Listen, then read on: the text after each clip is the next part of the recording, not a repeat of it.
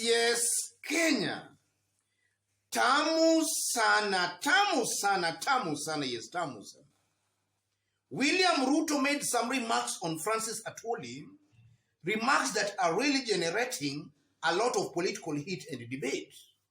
And so far, Francis Atwoli and Mutahi Ngunyi have come out to respond to William Ruto. But in this video, I want Mutahi Ngunyi's response to form the basis of our analysis in this video right now. But before we dig into that analysis, let's listen into William Ruto. We were taken to court by a stupid man called Atwoli.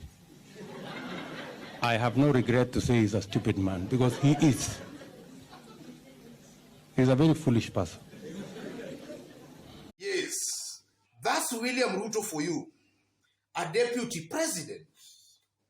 And so far, Francis Atwoli earlier today responded to William Ruto. Atwoli made it clear to Ruto that it's better for him to be a fool than to be a thief. Yes. And Mutahi Ngunyi also has responded to William Ruto. And I want that to form the basis of our analysis in this video. Let's have a look at Mutahi's response. Mutahi Ngunyi. Like some fellow called Miguna, Ruto has a loose wire. And it is his turn.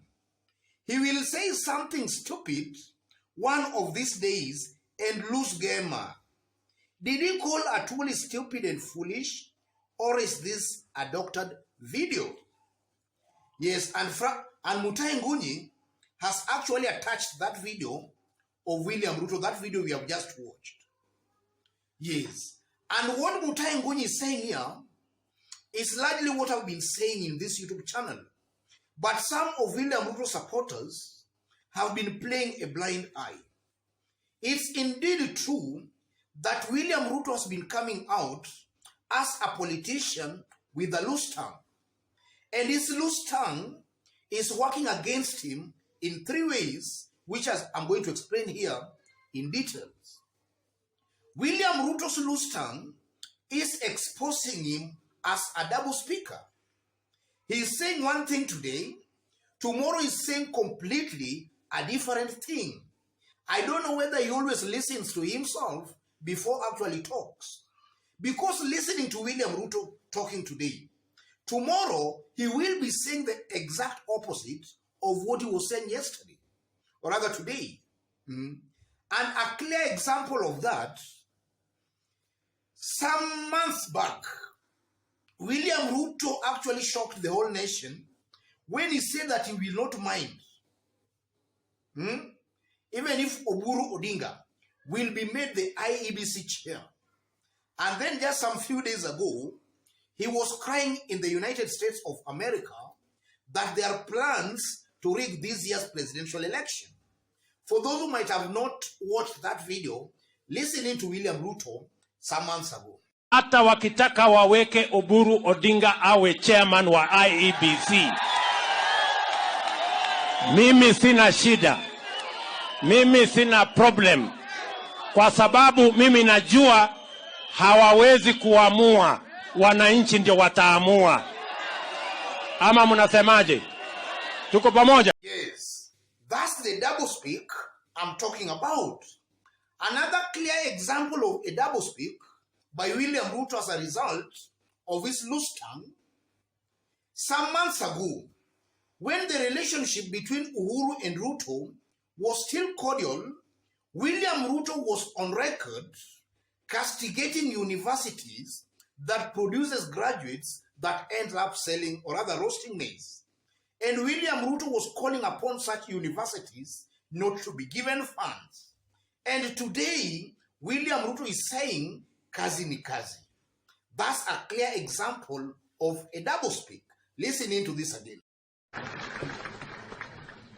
And if a university is busy churning out graduates who end up roasting maize,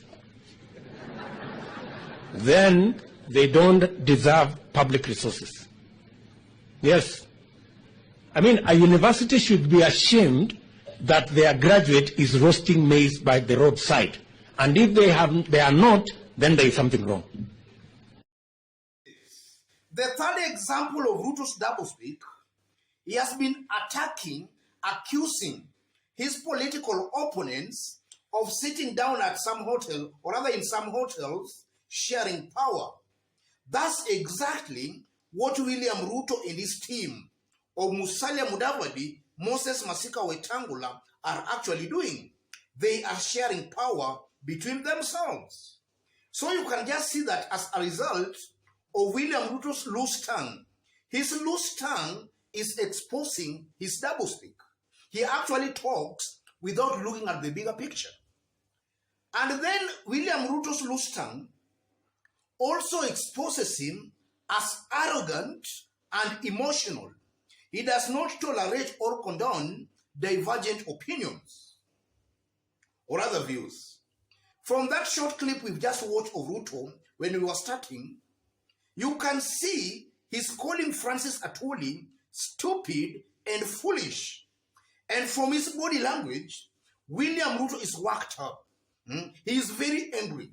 So just assume we had William Ruto with instruments of power. And then you talk something contrary to what he wants to hear. Yes. Assuming he had the instruments of power. Assuming today he was Uhuru Kenyatta, the president of the Republic of Kenya. And then you start abusing him. The way we have been seeing Tanga and even himself abusing the president. Assuming he was the president, from where I sit, he could not condone or tolerate any insults. And many Kenyans might be today in exile for just attacking or having a divergent opinion to that of William Ruto. Those are examples that just exposes William Ruto's loose tongue and exposing him very badly. And then the third one, William Ruto's loose tongue is also exposing him as politically immature. He has not yet matured politically. Because, a seasoned politician, we are told not to talk a lot. In fact, in the 48 laws of power, a smart leader or a smart politician, you should actually talk less than actually necessary. But from what we have been seeing with William Ruto, anytime anything comes up, William Ruto will be the first to mention, or rather to talk about that thing. In fact, I've always maintained in this forum that there is no difference between William Ruto and Oscar Sudi. These are two politicians who are a perfect chip of the same pot. The only difference is that now William Ruto is going for the presidency, while Oscar Sudi is going for the member of parliament. But I'm seeing a perfect match. William Ruto is an exact make of Oscar Sudi. And from where I sit, it's very unfortunate that such kind of a leader, in my honest opinion, is offering himself to be the president of this great country. So William Ruto's think tank and his advisors should actually work on that. William Ruto has to tame his tongue. He has to work on his tongue. He should actually talk less than actually is necessary. But if he's talking anytime something comes up, he wants to comment about that and to talk about that, he is bound and prone to making some serious mistakes. And just as Mutahi Ngunyi has put it, that maybe in these coming days, William Ruto might say something that will just make him lose the game of vote. And from where we are heading to, Uhuru Kenyatta has already declared its politics time. And most likely, Uhuru Kenyatta will go to the ground. And when he goes to the ground, it's only obvious that he will come into direct confrontation with the president, Uhuru Muigai Kenyatta. And in one way or the other, William Ruto, because he's coming out as a loose talker, he might be tempted to actually exchange words with the president. And that's how William Ruto will just end up. losing votes from the mountain. Yes. So Mutahi Ngunyi here is just trying to be prophetic, and I largely agree with that. Otherwise, ladies and gentlemen, just as I did state, or rather, in case you've bumped here, and so far you have not yet subscribed, kindly subscribe, give this video a like. Give it a like, please.